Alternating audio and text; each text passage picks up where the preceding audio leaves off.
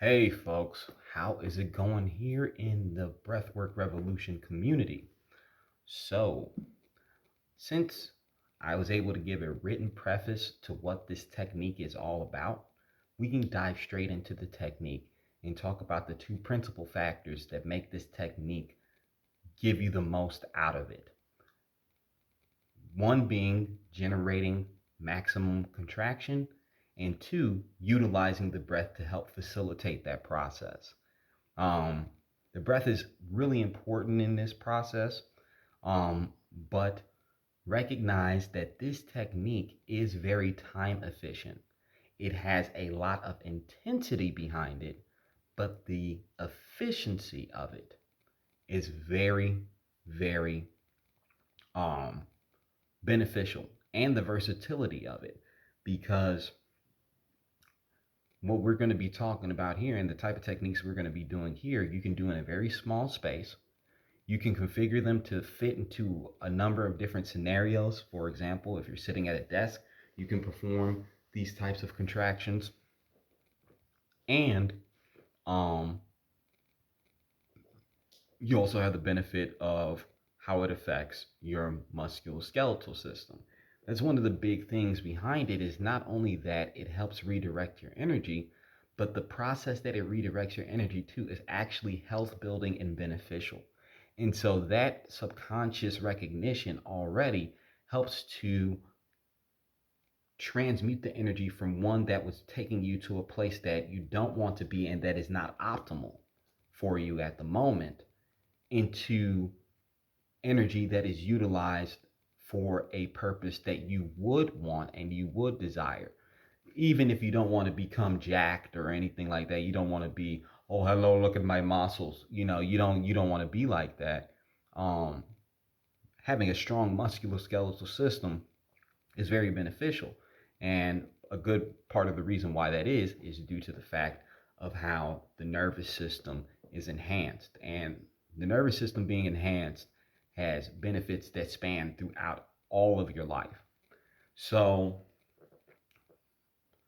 when we're talking about the process of generating tension, you're using parts of your body to create the tension in the area of the body that you want. Now, for this technique, you don't necessarily need to focus on particular parts of the body. However, as you become more aware of your body through a practice like this and through practices like all of the breathwork techniques that we have here already on the platform, one of the things is that you can actually start to be able to detect where an emotional or mental distress signal is coming from in your body. Because when you're talking about traumas and when you're talking about um, perhaps reoccurring non-beneficial states of being, all of these things have a physiological um, placeholder that allows them to continuously manifest. Okay, and so you might be able to recognize that if you're feeling anger, and this is just a rough example. If you're feeling anger, if you take time to scan your body while you are angry, you might find that the anger is nestled in your legs. So you might choose to actually to do an isometric contraction on your legs in order to um, really target where that um, source of non-beneficial occurrence is going on in your body. Um, but as you start, there are two ways that you can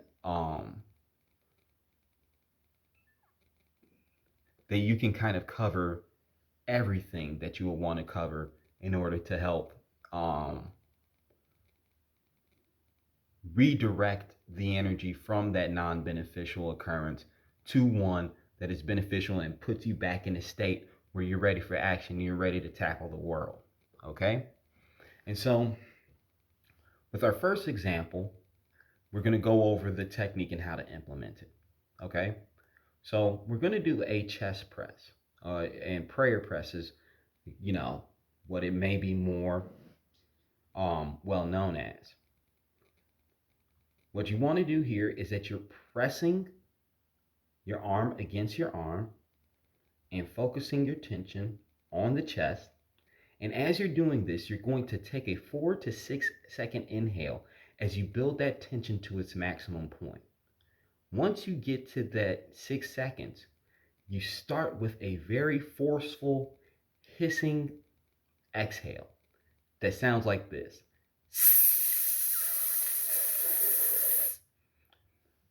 That hissing exhale should last anywhere from 7 to 12 seconds.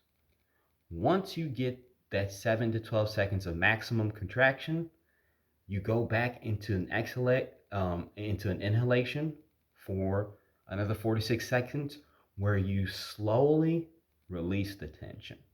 So I'm going to perform it for you. It might sound like it doesn't make much sense here, but you're going to see how quick and how simple that this exercise actually is.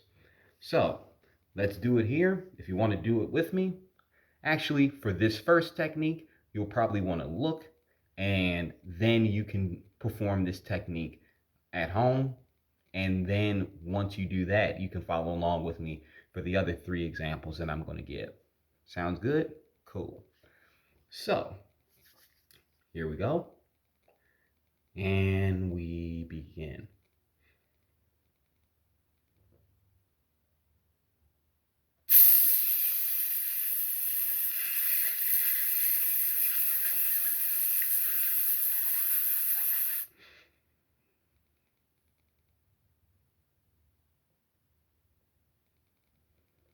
And that's all there is to it, right? Now, when you're doing this, be mindful of a few things.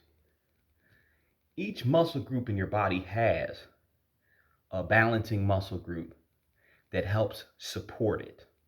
And so when we're talking about the chest, the upper back, and parts of the middle and lower back help stabilize and help balance that particular muscle group.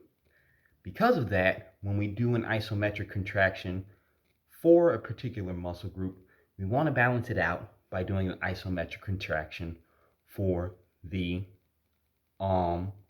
balancing muscle group. And this can be done rather by pulling. So you can use the same prayer position, but instead of pushing, you're pulling.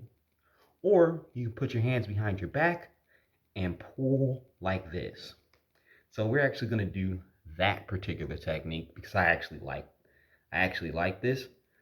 In this particular position, have your chest out and have your arms straight. You can see that. In fact, I'm going to give you all a side profile. You want to sit up straight. If you're standing, this is usually done better standing, but this is the best way for me to record this video.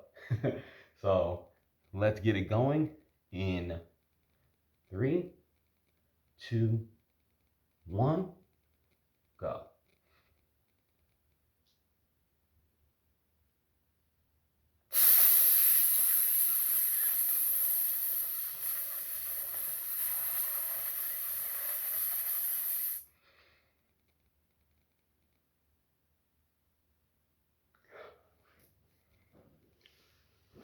Now, you might be able to tell, but it works up a little bit of a sweat. You know what I'm saying?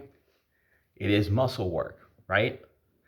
One thing I can say here, however, is that this type of work really doesn't, you have to really overdo it to create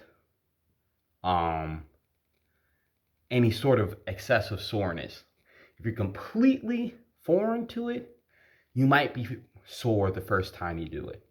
The day after, you might be sore the first time you do it. After about, if you give yourself some rest, 1 or 2 days between it, you'll be able to perform this type of exercise at any point in time. As long as you're not trying to do like 3,000 contractions a day or, anything excessive. Okay. Um, and that's how you balance it out. And so this particular process alone can get you to a place where you're able to redirect that nervous energy into something beneficial. Now, if you want to be able to engender a more comprehensive, something that might target multiple areas of the body so that you feel like you have all your bases covered, you have full body resistance isometrics. So, what do I mean by that? Full body resistance isometrics involve utilizing an exercise that works on the entire bodily framework. And so here we can talk about the butterfly, right? With the butterfly, you're not only going to be using your arms, but you're also going to be utilizing your legs, right? Your legs are going to be pushing against your arms, and your arms are going to be pushing towards the outside of your legs. And so, by doing this, we're going to get into it in 3, 2, 1, begin.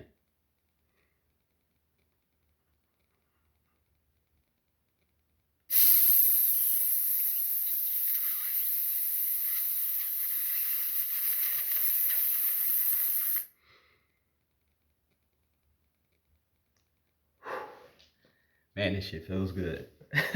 It feels good. Feels real good.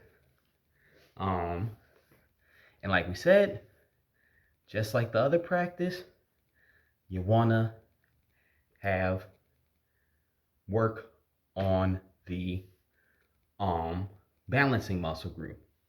So instead of pushing from the outside, what we're gonna do is push down from the inside.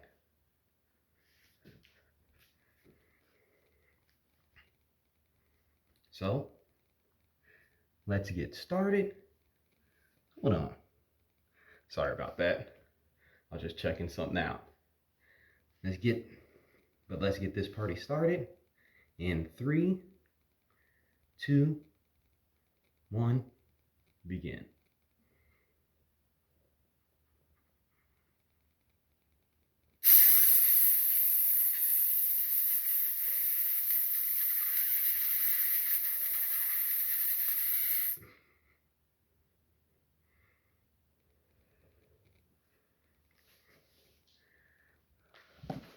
And again, I talked about focusing on the outside of the legs and the inside, but when we were doing the outside of the legs, we were also working our chest, right? Because we're pushing in that contraction right here in the chest. And when we were pushing out, what is the contraction? All up in the back. So, with that, you have the ability to redirect your nervous energy by generating that massive amount of nervous energy and focusing it on a beneficial purpose, right? Now, the reason why the breath is so important in here is because without paying attention to the breath, your body can be uncoordinated in the way that it generates the tension. More importantly, this particular breathing cadence makes sure that when you do this particular exercise, that you are, what's the word I'm trying to say here? It ensures that you are getting the right amount of gaseous exchange. Okay, it ensures that you get the right amount of exhalation and the right amount of inhalation, instead of what a lot of people do when they practice this. They tend to hold their breath. That's a number one no-no. You do not want to hold your breath when you are practicing this particular technique. Okay, aside from that,